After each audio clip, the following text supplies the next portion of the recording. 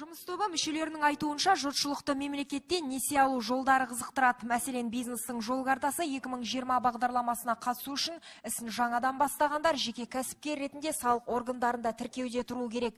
Егер тіркеу мерзімі 3 жылдан аспаған болса, оларға бағдарлама бойынша 20 миллион теңгеге дейін несие қарастырылған. Несие екінші деңгейлі банктер арқылы беріледі. Енді бастап жатқан кәсіпкерлерге несие алу үшін қандай талаптар қойылады? Мысалға, банктер ауылдық елді мекендердегі үйлерді алмайды. Олар бармайды, оның ликвидності банктердің талаптарына сәйкес келмейді. Сол себепті олар қаржылай, ақшалай салғанды қолдайды. Мысалға, 5 миллион теңгенің 15%-і 750 мың теңге. 750 мың теңгені кәсіпкер депозитке салып, қалған 85%-на қордан кепілдік алуға болады. Яғни біздер кәсіпкер несие алу үшін қосымша кепілдігімізді береміз кәсіпкерге көмек ретінде.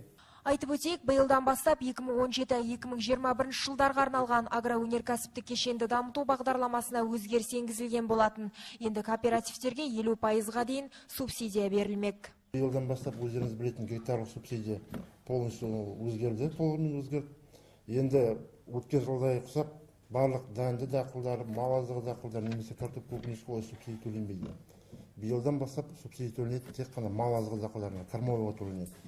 Қазір біз нормативті уже қойып қойдық, қазір министерство согласованияда әрбір еккен соданка, житняк, люцернаға 8 мың теңгеден, немесе кукуруз еккен жағдайда жүгері дейміз, оған 10 мың теңгеден субсидия белгілеп отырмыз. Бүгінде Алға ауданында 1840 кәсіпкерлік субъектісі тіркелген, 18 ауыл шаруашылығы кооператив құрылған. Жұмыс тобының мүшелері осы ауданда мемлекеттің көмегіне жүгінген 40-тан аса кәсіпкерге қолдау көрсеткен. 14 адам келіп, бізге бүкіл ауыл халқына түсіндіріп айтты.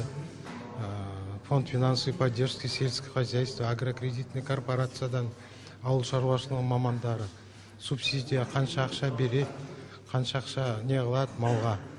Сол туралы біраз көмегін беріп айтып кетті. Бізге жоңышқаның тұқымы керек болып еді, мұнда облыстың жігіттері кездесіп, жеңіл жолмен тауып беруге ақшам жасап жатыр. Мына біз екі қожалықпен бірігіп, әйтеуір жоңышқаның тұқымын жеңіл жолмен тауып жатырмыз. Біздің жеріміз деген көкөніспен айналысатын еді. Тұқымды тауып беріп жатыр. Өздері жаңа әкеліп, өзімізге ауылымызға жеткізіп беріп жатыр. Топ мүшелері мемлекетпен жекеменшік әріптестік аясында жұмыс жасаудың кәсіпкерлерге тиетін пайдасы туралы түсіндірді. Жұмыс тобы бұған дейін Байғанин ауданында және Ақтөбе қаласында болды. Жалпы мамандар 55 адамға көмек көрсетті.